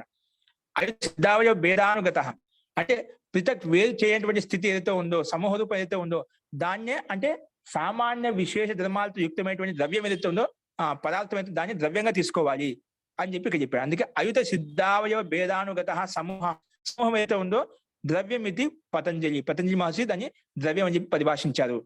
ఏతత్ స్వరూపం ఇది ఉక్తం. ఇది స్వరూపం అంటే స్వరూపానికి ఇంత సూక్ష్మంగా కొంచెం విశాలంగా విశదీకరించి చెప్పండి. మొట్టమొదటి రూపం అంటే స్థూల రూపం చెప్పాము, రెండో స్వరూపం చెప్పారా. ఏదో స్వరూపం ఇది ఉక్తం, ఇది స్వరూపం యొక్క పరిభాష వివరణ ఇక్కడ ఈ రకంగా ఇచ్చామట. ఇప్పుడు మూడోది సూత్రం ఏముంది, స్థూల స్వరూప తర్వాత సూక్ష్మ విషయం ఇచ్చా కదా. సూక్ష్మం మీద సంయమం చేస్తే ఎలా ఉంటుంది. ఇప్పుడు స్థూలం మీద చేసినప్పుడు ఈ రకం చేయాలి, స్వరూపం మీద సంయమం ఈ రకం చేస్తాం. 2 రకాలు యుత సిద్ధావయవం, అయుత సిద్ధావయవం అని చెప్పి. ఓకేనే, ఈ రకంగా వేరువేరుగా లేదా వేరు కాకుండా ఒకే సమూహంగా అలాగా సంయమం ద్వారా ఆ పదార్థం యొక్క యథార్థ స్థితిని తెలుసుకోవాలి. నెక్స్ట్ సూక్ష్మ స్వరూపం ఏంటి ఇక్కడ చూద్దాం. అథ కిం ఏషాం సూక్ష్మ రూపం, వీటి యొక్క సూక్ష్మ రూపం ఏంటి చెప్తున్నాను. అథ కిం ఏషాం సూక్ష్మ రూపం, తన్మాత్రం భూత కారణం. తన్మాత్రం సూక్ష్మ రూపం అంటే ఇప్పుడు తన్మాత్రం అంటే ఏమిటంటే ఇవి శబ్ద స్పర్శ రూప రస గంధాలు అన్నమాట. ఇవి భూత కారణం, భూతాలకు కారణం. ఏంటి భూతాలు ఉత్పన్నం కంటే ముందు తన్మాత్రలు ఉత్పన్నమయ్యాయి కాబట్టి పంచభూతాలు ఉత్పన్నమయ్యాయట. ఇవి చెప్పే ప్రకృతి ప్రకృతి వల్ల మహాతత్వం ఏర్పడింది, మహాతత్వం వల్ల అహంకారం ఏర్పడింది, అహంకారం వల్ల తన్మాత్రలు ఏర్పడ్డాయి, తన్మాత్రల పంచభూతాలు ఏర్పడ్డాయి. అంటే అందుకే తన్మాత్రం శబ్ద స్పర్శ రూప వీటిని ఈ తన్మాత్ర భూత కారణం, భూతానికి కారణము ఏంటివి పంచభూతాలకు కారణం అంటే ఇవన్నీ కూడా. అందుకే భూత కారణం అని చెప్పాం. తస్య ఏకో అవయవ పరమాణు, తస్య ఏకో అవయవ పరమాణు, దాంట్లో ఏకో అవయవ పరమాణు. ఈ తన్మాత్రలు ఎక్కడి నుంచి ఉత్పన్నమయ్యాయి, అహంకారం నుంచి ఉత్పన్నమయ్యాయి. చెప్పే ప్రకృతి వల్ల మహాతత్వం ఏర్పడింది, ఆ మహాతత్వం వల్ల మళ్ళీ అహంకారం ఏర్పడింది, ఆ అహంకారం వల్ల ఇప్పుడు ఏమైనా పంచభూతాలు ఏర్పడ్డాయి అన్నమాట. అంటే ఇది కూడా ఒక అవయవమే. ఏదాని దృష్టిలో మహాతత్వం దృష్టి తీసుకుని కూడా ఒక అవయవమే అన్నమాట. ప్రకృతి మూల కారణం, ఆ ప్రకృతికి అవయవం ఏంటి ఇక్కడ మహాతత్వం ఏర్పడింది, ఆ మహాతత్వం వల్ల అహంకారం ఏర్పడింది. అంటే అహంకారము మహాతత్వం అహంకారానికి కారణం.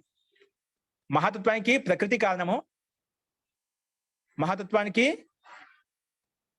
ప్రకృతి కారణము, అదేవిధంగా అహంకారానికి మహాతత్వం కారణము, అహంకారానికి మహాతత్వం కారణము, తన్మాత్రలకి అహంకారం కారణము, అదేవిధంగా పంచభూతాలకు తన్మాత్రలు కారణము, మరి తన్మాత్రలకు పంచభూతాలకు ఇంద్రియాలు కారణం. ఇంద్రియాలకు కారణం ఏంటి? పంచభూతాలు. పంచభూతాలు ఉన్నాయి కాబట్టి ఇంద్రియాలు ఉత్పన్నమయ్యాయన్నమాట. ఎందుకంటే పాంచభౌతిక శరీరం అంటాం కదా, అలాగే ఒకదాని కూడా కారణంగా ఉన్నాయి. అదే విషయం ఇక్కడ చెప్పాడు. ఏకో అవయవ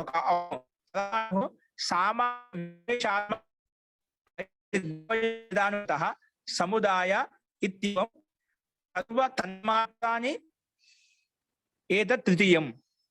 అంటే మొత్తం తన్మాత్రలు అంటే శబ్ద స్పర్శ రూప రసగంధాలు ఏవైతే ఉన్నాయో అవి సామాన్య విశేష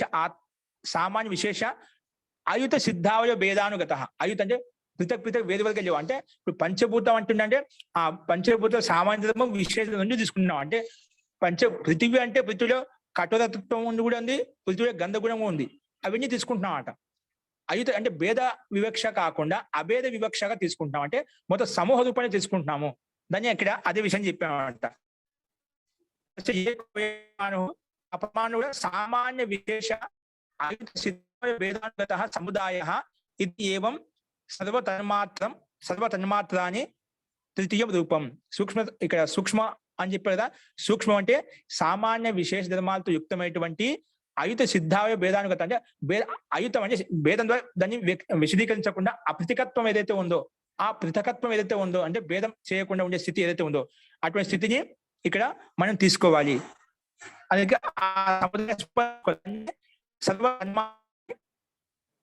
ఏతత్ తృతీయం.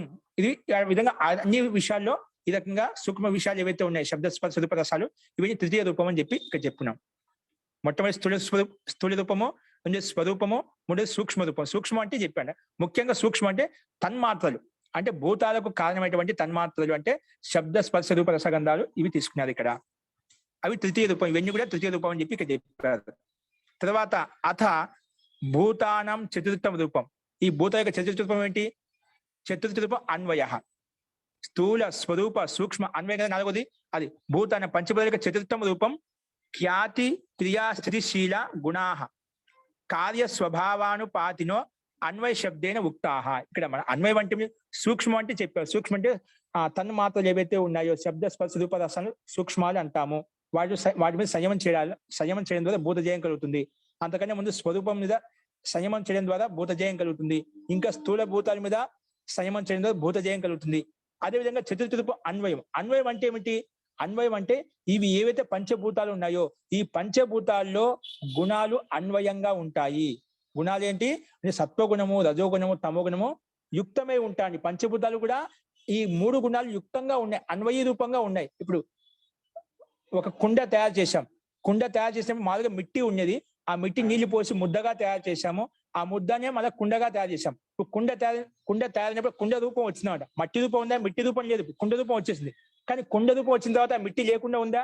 ఆ మిట్టి కూడా అన్వయీ కారణంగా ఉంది, అది దాంతో యుక్తమై ఉందన్నమాట. ఆ మిట్టిని వేరు చేయలేమన్నమాట. గుణిని ఏ విధంగా వేరు చేయలేమో ధర్మిని ఏ విధంగా వేరు చేయలేము, అలాగా ఈ మిట్టిని వేరు చేయలేమన్నమాట. ఇక్కడ అవయవ ధర్మాన్ని వేరు చేయలేము, కాబట్టి యుక్తంగా ఉందన్నమాట. అదే విషయం ఇక్కడ చెప్పారన్నమాట. అథ భూతానం చతుర్థ రూపం. భూతాల యొక్క అంటే పంచభూత యొక్క చతుర్థ రూపం ఏంటంటే ఖ్యాతి క్రియా స్థితిశీలం. అంటే ప్రకాశ గుణము, సత్వగుణము, ఈ మూడు గుణాలు ఏవైతే ఖ్యాతి స్థితిశీల గుణా కార్య స్వభావానుపాతనం. ఇప్పుడు ఇవి ఇన్ని కార్యరూపం కదా. ప్రకృతి వల్లనే మహాతత్వం అహంకారం ఇవన్నీ కార్యరూపం అనమాట. ప్రకృతి తత్వన మహాతత్వ రూపం ఏర్పడింది, ఒక కార్యం ఏర్పడింది.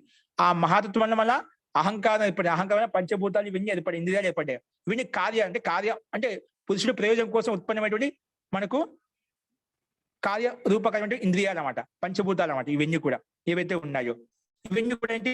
కార్య స్వభావానుపాతం, అంటే కార్యం అనుసరిస్తూ ఉంటాయి. ఈ మూడు గుణాలు పంచభూతాల్లో ఈ బ్రహ్మాండం ఏవైతే ఉన్నాయో ఇవి ప్రతి చోట అన్వయీ కారణంగా యుక్తమై ఉంటాయి. ఇప్పుడు కుండలో మట్టి ఏ విధంగా అన్వయీ కారణంగా ఉంటుందో అలాగే ఇవి కూడా అనుపాతంగా ఉంటాయి. అంటే ప్రతి భూతంలోనే యుక్తమై ఉంటాయి. సత్వగుణము, రజోగుణం, తమోగుణంతో యుక్తమై ఉంటాయి అని చెప్పి ఇక్కడ చెప్తున్నమాట. నీకు కార్య స్వభావానుపాదన అన్వయ శబ్దేనే అన్వయ శబ్దం ద్వారా చెప్పారు. అన్వయం అంటే ముఖ్యంగా ఇక్కడ తాత్పర్యం చతుర్థి రూపం ఏదైతే ఉందో అన్వయం అండి.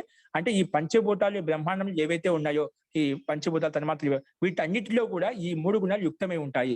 ఈ 3 గుణాలతో యుక్తమైంది కాబట్టి ప్రతి క్షణము ఈ సంసారం పరివర్తన అవుతూ ఉంది. అది శరీరం కావచ్చు, ఈ బ్రహ్మాండం కావచ్చు, క్షణంలో మార్పు చెందుతూ ఉంది. ఎందుకు గుణాలు పరివర్తన ధర్మం కలిగినటువంటి స్వభావం ఉందన్నమాట. అంటే గుణాలు ఎల్లప్పుడూ మారుతూ ఉంటాయన్నమాట.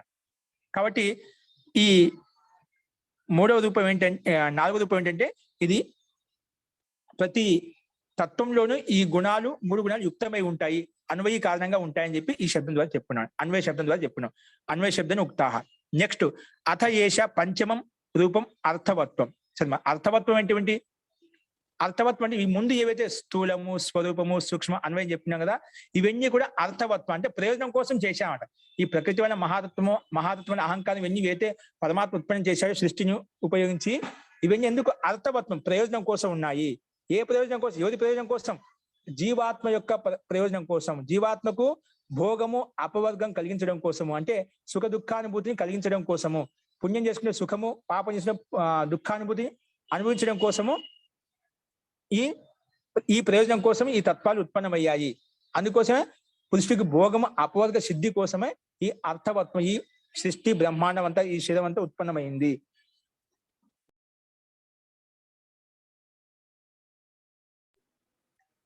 ఈ భూత ప్రయోజనం కోసం, ఈ భూతాలు ఎందుకు ఉత్పన్నమయ్యాయంటే పురుషుడి ప్రయోజనం కోసం, అర్థవత్వం కోసం, అంటే ప్రయోజనం కోసం ఈ ఉత్పన్నమయ్యాయని చెప్పి ఇక్కడ ఈ శబ్దం ద్వారా తెలుస్తున్నమాట. కాబట్టి అథ ఏషాం పంచమం రూపం అర్థవత్వం. అర్థవత్వం అంటే ఏమిటి? అర్థవత్వం భోగాపవర్గార్థత. ఇక్కడ చేయండి. భోగ అపవర్గార్థత గుణేషు అన్వయిని గుణాః తన్మాత్ర భూత భౌతికేషు ఇది సర్వం అర్థవత్వం. భోగాపవర్గం, ముఖ్యంగా భోగము అపవర్గం కోసం. తర్వాత గుణేషు అన్వయిని, ఈ గుణాలు అన్వయకారంగా వస్తున్నాయి. పంచభూతాలు శరీరంలో మొత్తం అన్వయిగా ఉంది కదా, అంటే 3 గుణాలు ఉన్నాయన్నమాట. గుణేషు అన్వయిని గుణేషు అన్వయిని గుణాః తన్మాత్ర భూత భౌతికేషు, అంటే తన్మాత్రలో భూత ఏర్పడే భూతాల పంచేంద్రియాలు, పంచకర్మేంద్రియాలు, ఇవన్నీ భూతాలలో ఉత్పన్నమైనటువంటి పాంచభౌతిక ఇంద్రియాలు, కర్మేంద్రియాలు, జ్ఞానేంద్రియాలు అంటే ఇవన్నీ కూడా భూత భౌతికేషు సర్వం అర్థవత్. ఇవన్నీ కూడా అర్థం ప్రయోజనం కోసమే.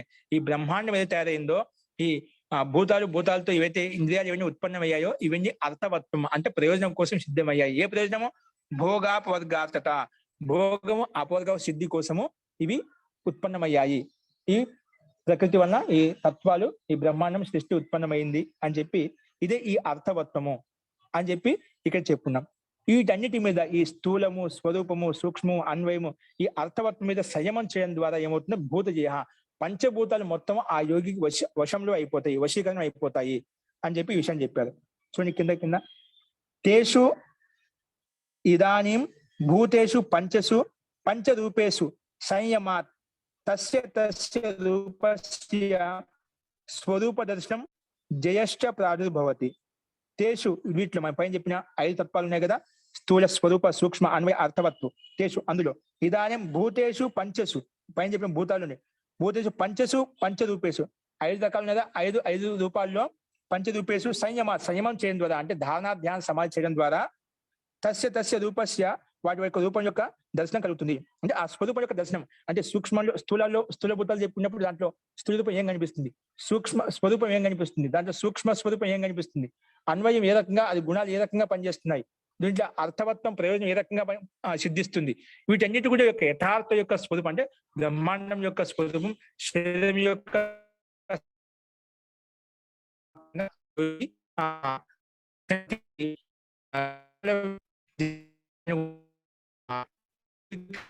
యథార్థంగా అర్థమవుతుంది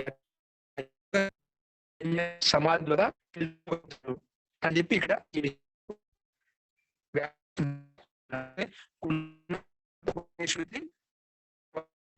తర్వాత పంచరూప సంయమ స్వరూపం రూపదర్శనం జయష్ట వాటి యొక్క స్వరూపం, వాటి యొక్క సిద్ధి కూడా మనకు కలుగుతుందని చెప్పి జయష్ట అంటే సిద్ధి కూడా ఉత్పన్న. మహోదయ బాగా బ్రేక్ అవుతుంది మహోదయ.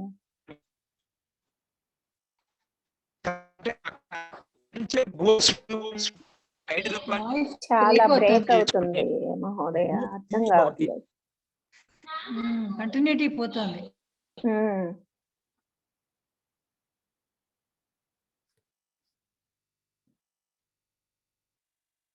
వాయిస్ చాలా బ్రేక్ అవుతుంది.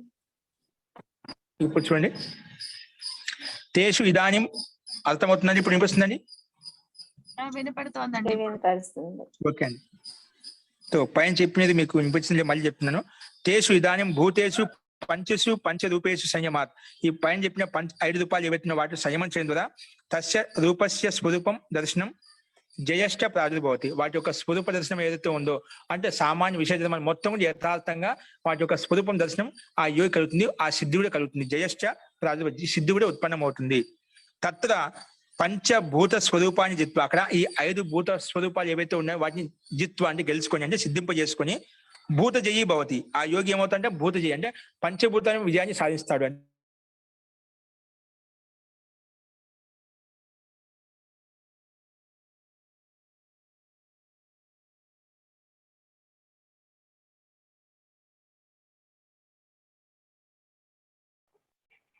వాయిస్ పోయింది మహోదయ మళ్ళీ.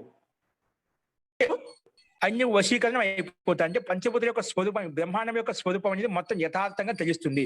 ఆ భూతాల మీద పూర్తిగా సిద్ధి కలుగుతుంది, ఐశ్వర్యం కలుగుతుంది. కాబట్టి తజ్జయాత్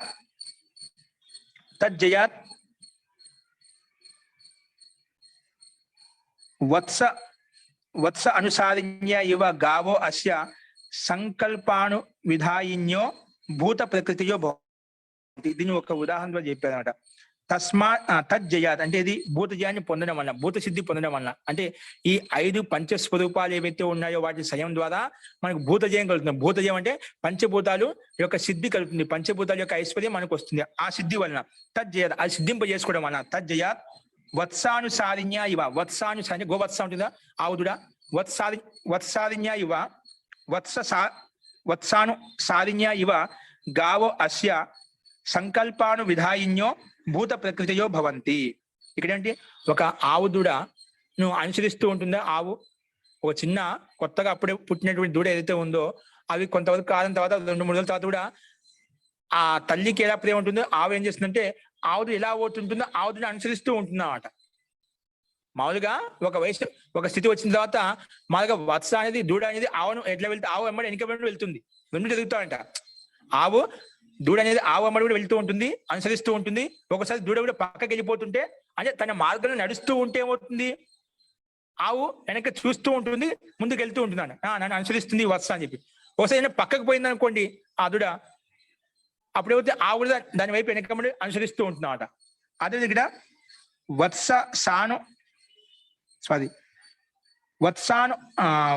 అనుసారిణ్య ఇవ అంటే వత్స అనుసరించే విధంగా ఇక్కడ గావహ అస్య ఆవు ఏ విధంగా అనుసరిస్తుందో అదే విధంగా ఇక్కడ సంకల్పాను విధాయిన్యో భూత ప్రకృతియో భవంతి. ఆ రకం యోగి ఏ రకంగా అయితే ఆవు దూడను అనుసరిస్తూ ఎలా వెళ్ళిపోతుందో, ఆవు ఎలా వెళ్ళిపోతుందో, ఈ భూత జయ సిద్ధి కలిగినప్పుడు యోగికి అనుసారంగా ఏం కావాలనుకుంటే మనసు ఏం సంకల్పిస్తే ఆ రకంగా సంకల్ప అనే విధంగా మారిపోతాయంటే ఈ పంచభూతాలు కూడా, పంచభూతాలు ఉండే సూక్ష్మ స్వరూపాలు ఏవైతే ఉన్నాయో, ఈ 5 స్వరూపాలు ఏవైతే ఉన్నాయో మొత్తం ఆ స్థూల భూతాలు కావచ్చు, సూక్ష్మ భూతాలు కావచ్చు, ఏమన్నా కావచ్చు, మొత్తం ప్రకృతి పర్యంతం అంతా కూడా ఆ యోగి యొక్క వశంలో అయిపోతుంది, యోగిని అనుసరిస్తాయి. యోగిని ఒక వత్సను అంటే దూడను ఏ విధంగా ఆవు అనుసరిస్తూ దాని వైపు వెళ్తూ ఉంటుందో అలాగే భూత జయం కలిగినటువంటి యోగిని ఈ పంచభూతాలు అనుసరిస్తాయంట. అంటే పంచభూతాలు ఏ విధంగా యోగి ఏ విధంగా మనసు సంకల్పం చేస్తే ఆ సంకల్పాన్ని విధంగా భూతాలు మారిపోతాయి, ఆ సంకల్పాన్ని విధంగా అవన్నీ మారిపోతూ ఉంటాయి. అంత శక్తి, సామర్థ్యం, ఐశ్వర్యం ఆ యోగి కలుగుతుంది అని ఇక్కడ తాత్పర్యం అంట. ఓకేనా? అందుకే సంకల్పాను విధాయిన్యో భూత ప్రకృతియో భవని. ప్రకృతి ఉత్పన్నమైన భూతాలు ఏవైతే ఉన్నాయో అవన్నీ కూడా యోగిని అనుసరిస్తాయి. ఏ విధంగా అయితే ఆవుదుడను ఆవు అనుసరిస్తుందో అలాగా ఈ పంచభూతాలు కూడా ఆ యోగిని అనుసరిస్తూ ఆ సంకల్పానుగుణంగా పనిచేస్తాయి. అంత శక్తి, సామర్థ్యం ఆ యోగికి ఆ సిద్ధి కలుగుతుంది అని చెప్పి ఇక్కడ చూశామండి. అస్తు. తో ఈ రకంగా ఉంటుంది.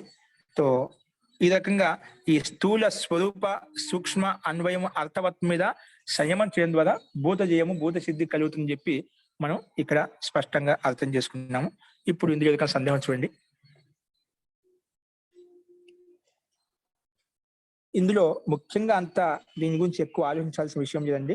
అంటే ఇవన్నీ ప్రకృతిలో ఉండే మనం చెప్పుకున్నదా పంచభూత ప్రకృతి వల్ల మహాన్ వల్ల ప్రకృతి అనేది మహతో అహంకారం అని చెప్పి, అంటే ప్రకృతి తత్వం ముందు మహాతత్వం ఏర్పడుతుంది, మహాతత్వం వల్ల అహంకారం. ఇవి ఏవైతే ఉన్నాయి సూక్ష్మ స్థూల రూపాలు అంట, అంటే ముందు సూక్ష్మ నుంచి స్థూలం వైపు వెళ్తామట. వాటిలో ఉండే విషయాన్ని ఇక్కడ సామాన్యంగా వాటి స్థూల రూపాలను, వాటి సూక్ష్మ రూపాలను అసలు క్రమంగా వాటిని సంయమం చేయడం ద్వారా ఆ భూత జయం కలుగుతుంది. ఒక్కొక్క విషయాన్ని తెలుసుకోవడం ద్వారా, ఒక్కొక్క తత్వాన్ని తెలుసుకోవడం ద్వారా, ముందుగా పృథ్వీ తత్వాన్ని తెలుసుకున్నాం, దాంట్లో ఉండే విశేష ధర్మాన్ని తెలుసుకున్నాం. అలాగే అగ్ని భూతాన్ని తెలుసుకున్నాం, దాంట్లో ఉండే విశేష ధర్మాన్ని తెలుసుకున్నాం, విశేష గుణాన్ని తెలుసుకున్నాం. అలాగే పంచభూతాల మీద ఒక్కొక్క విషయం మీద సంయమం చేసి ఆ విషయం యథార్థంగా తెలుసుకున్నప్పుడు ఈ పంచభూతాలు పూర్తిగా వశీకరణం అయిపోతాయి. ఆ యోగిని అనుసరిస్తాయి. యోగికి సంకల్పాన్ని విధంగా ఇవన్నీ కూడా ఏదా సంకల్పం చేస్తే ఆ సంకల్పాన్ని విధంగా మారిపోతూ ఉంటాయి భూతాలు, మొత్తం పంచభూతాలు. అంతా సిద్ధి ఆ ఐశ్వర్యం ఆ యోగికి కలుగుతుంది అని చెప్పి ఇక్కడ ఈ సూత్రంలో ఇచ్చినటువంటి విషయం అండి. అస్తు. నెక్స్ట్ ఇక్కడ భూత జయం కలిగినప్పుడు ఏం కలుగుతుంది? భూత జయం అంటే ఆ పంచభూతాలను సిద్ధిని పొందినప్పుడు ఏం కలుగుతుంది? అప్పుడు అనిమాది ప్రాదుర్భావ కాయ సంపత్ ధర్మ అనభిఘాతశ్చ.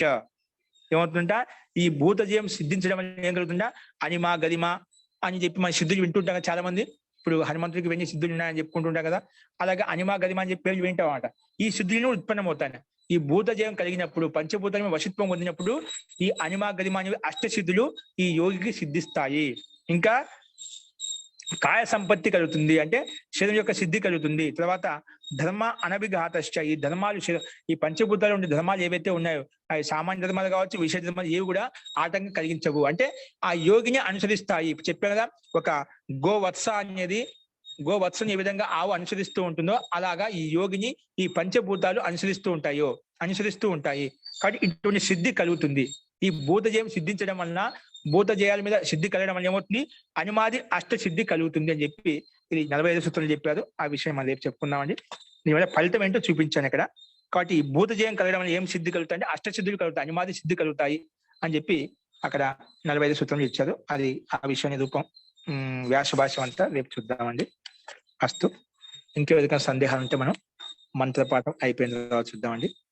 మంత్రపాఠ.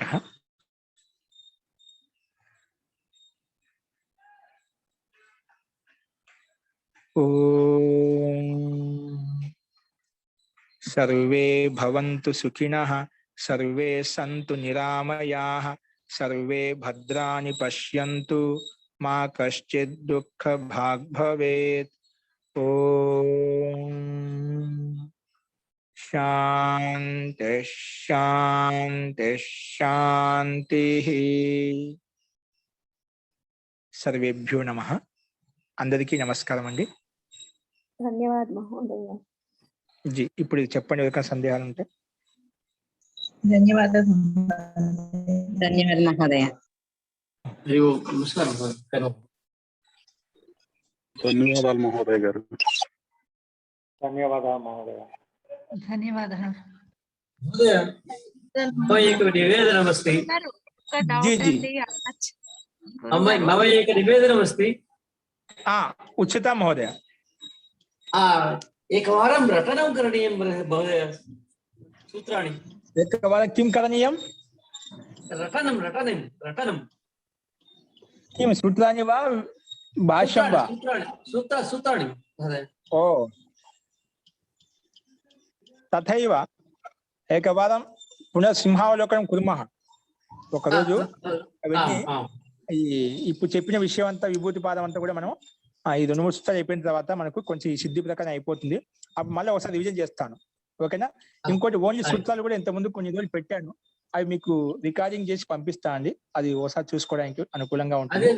మనం గుర్తు నోట్లో అంటే గుర్తుండిపోతాయి అన్నమాట. అది అందుకని ఖచ్చితంగా సూత్రాలు చాలా వస్తాం మనం.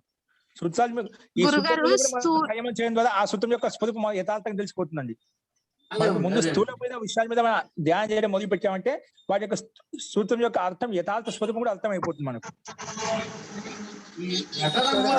చేస్తే మా చేత అప్పుడు రోజువారీ కొన్ని సూత్రాలన్నా మేము రటనం చేసుకుంటూ ఉంటాము. అది గుర్తు ఉంటుంది, దాన్ని ఆచరణలో చేసుకోవడానికి అవకాశం ఉంటుంది. జీ జీ గురుగారు ఖచ్చితంగా ఇప్పుడు ఒక చిన్న సంశయం ఉందండి. స్థూలంకి ఇప్పుడు స్థూలంకి స్వరూపంకి రెండు సేమే అనిపిస్తున్నాయి కదండి. స్థూలం అంటే స్థూలంగా చూస్తున్నాం మనం, ఇది స్వరూపము ఆకాశం ఇట్లా ఉంటుంది, జ్వలం పంచభూతాలు ఇట్లా ఉన్నాయని స్థూలంగా తెలుస్తుంది. మరి స్వరూపం కూడా అదే కదండి, ఆ రెండిటికి తేడా ఏంటండి? స్వరూపంలో కేవలం చూసాము ఆ పృథ్వీలో ఏముంది, ఏ గుణం ఉంది, ఏ ధర్మం ఉంది, కఠోరత్వం అంతే చూసాం. స్వరూపం మాత్రం చూసాం. పృథ్వీలో ఏంటి మొత్తం చూడడం లేదు. అక్కడ స్వరూపం చూసాము. పృథ్వీలో కఠోరత్వం ఉంది, కఠోరత ఉందిదా, దృఢత్వం ఉందా, గంధగుణం చూడలేదు, కఠోరత్వం ఉందా లేదా, సామాన్యం చూస్తున్నాడు కూడా. స్వరూపం ఏంటి, కఠోరత్వం ఉంది. తర్వాత ఏముంది, అగ్నిలో ఉంది, ఉష్ణత్వం ఉంది. అగ్ని గుణం ఏంటి, రూపగుణం. అగ్ని గుణం ఏంటి, రూపం. కానీ రూపం చూడలేము మనం, ఉష్ణం చూస్తున్నాం. అగ్ని అనగానే మనకి వస్తే మనకు రూపం గుర్తు రాదు, అగ్ని అనగానే ఉష్ణం గురించి సామాన్య ధర్మం అన్నమాట. సామాన్య స్వరూపం గుర్తుకొస్తుంది. అది వేడిగా ఉంటుంది, కాలుస్తుంది అనే ధర్మాలు గుర్తుకొస్తాయి అన్నమాట. స్థూలం అంటే ఏంటి మరి? స్థూలం అంటే మొత్తం సంపూర్ణంగా తీసుకుంటా. అంటే ఇప్పుడు శబ్దాలు గుణయుక్తంగా తీసుకున్నాం. భూమి అంటే ఆ భూమిలో గంధగుణంతో పాటు ఈ పృథ్వీతత్వం ఉంది, పృథ్వీలో గంధగుణం ఉంది, ఆకాశంలో శబ్దగుణం ఉంది. ఆ మొత్తము ధర్మ సహితంగా తీసుకుంటామట. ఆకారాది ధర్మై సహా అని చెప్పి అక్కడ స్థూలంగా మొత్తం పృథ్వీతత్వం అంటే పృథ్వీలో ఉండేటువంటి మొత్తం గుణాలు మొత్తం వచ్చేస్తామట. ఆ స్థూలంగా మొత్తం చూసేస్తున్నాం అక్కడ. ఓకేనండి, సరేనండి సార్. అర్థమైన స్థూలంలో మొత్తం రెండు చూస్తున్నాము. స్వరూపంలో కేవలము వాటిలో ఉండే ధర్మాలు, సామాన్య ధర్మాలు చూస్తున్నాము. సూక్ష్మంలో ఆ రెండిటికి కారణం ఏంటి, ఈ భూతానికి ఇప్పుడు ఆ శబ్ద స్వరూపాలకు, శబ్ద స్పర్శ రూప రసగుణాలకు, పంచభూతానికి, పృథ్వీతత్వానికి కారణం ఏ తత్వం, అది సూక్ష్మంగా కొంచెం లోపలి దిగి చూస్తున్నాం అక్కడ సూక్ష్మంలో. అక్కడ స్వరూపంలో సామాన్యం చూసామండి. ఓకే అండి, అస్తు, అతి ఉత్తమం. సరే.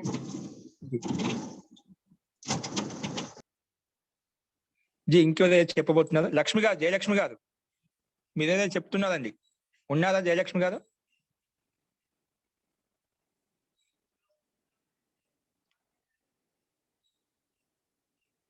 ఓకే అండి, అస్తు. ఇంకేదో సందేహాలు ఉన్నాయండి?